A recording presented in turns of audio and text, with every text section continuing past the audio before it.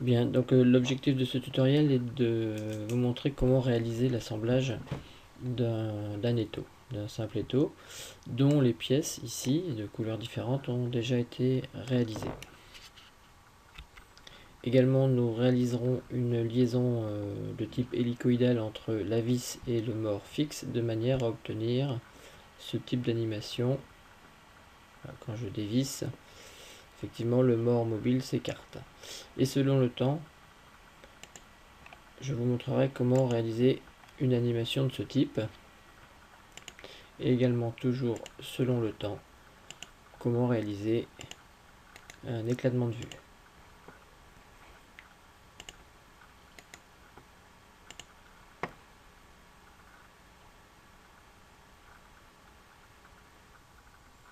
Alors, on va commencer par aller ouvrir l'étau complet. Voilà, et donc apprendre un petit peu à naviguer dans SolidWorks, étant donné qu'on va devoir réaliser l'assemblage de cet étau. Alors, vous avez bien évidemment les vues que vous connaissez déjà, la vue de face. Si je veux voir la vue depuis ici, en mettant mon œil à droite, je fais ceci, voilà. Et puis, il y a la possibilité de se mettre, je vais refaire comme c'était, de se mettre en vue isométrique, voilà, qui donne une perspective. Alors le souci en fait, c'est qu'à un moment, vous allez vous retrouver, voilà, la tête en bas, on ne sait plus comment revenir. Vous pouvez très bien utiliser la vue précédente pour revenir comme vous étiez. Voilà. Ensuite, ce qui est intéressant également, c'est d'utiliser la combinaison de la touche Alt et de la roulette, en appuyant sur la roulette, sans la faire tourner. J'appuie sur Alt et j'appuie sur la roulette. Vous voyez que j'incline tout simplement l'étau. Je relâche Alt et je peux tourner l'étau vers moi. J'appuie sur Alt, je le redresse. Voilà, ça c'est très pratique.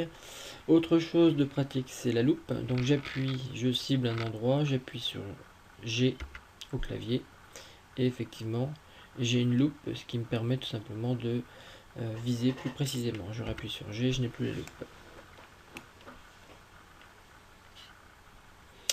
Alors, autre outil très pratique, c'est de sélectionner une entité et de faire un clic droit ou ceci, sélectionner autre.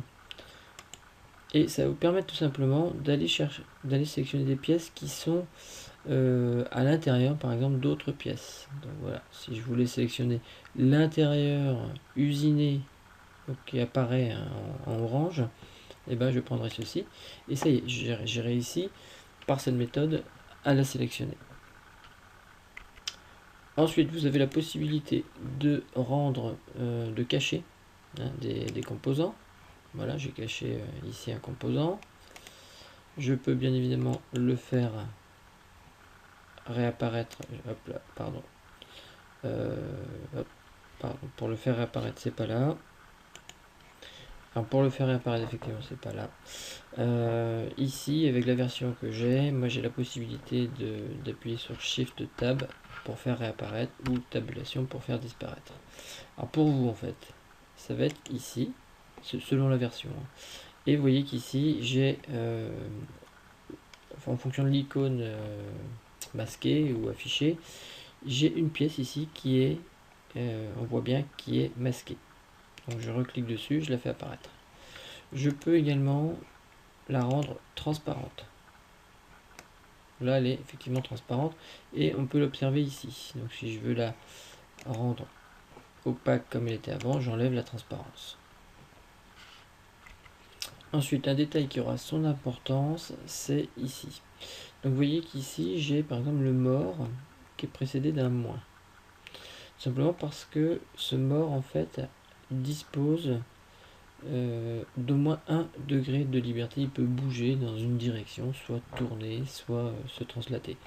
Par contre, si je regarde la semelle, il y a un F pour dire que cette semelle est fixe. Ça veut dire qu'elle ne peut plus bouger.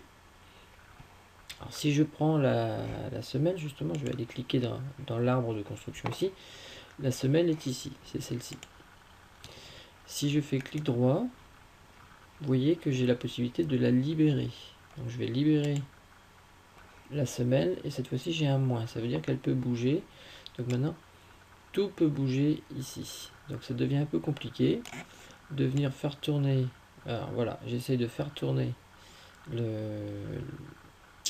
cette partie-là et tout bouge en même temps. Donc ça c'est vrai que c'est pas très agréable. Donc ce qu'on va faire effectivement, c'est qu'en général, on va définir au moins une pièce fixe. Donc je viens de la définir fixe et on le voit ici, F. Et maintenant j'ai de nouveau la possibilité de venir tourner cette pièce là. Voilà.